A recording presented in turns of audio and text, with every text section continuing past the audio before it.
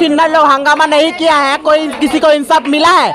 आज तक कोई किन्नर को इंसाफ नहीं मिला जब तक कोई हंगामा नहीं किया है। हम लोग का शौक है हंगामा करने का, हम लोग का शौक है। कह रहे हैं कि बैठ करके फरिया लिया जाए। बैठ करके फरिया लिया जाए। 3 दिन से क्या कर रहा था? फोन करके जब इतना बोल रहे थे तब कोई ग्राह्य ही नहीं कर रहा था, कोई वैल्यू नहीं। कुमार था तब बोला था फरियाने के लिए, तब तो नहीं बोला आप फरिया बेटी के साथ ऐसा तो कैसा लगता? मुखिया का बेटी के साथ ऐसा तो कैसा लगता?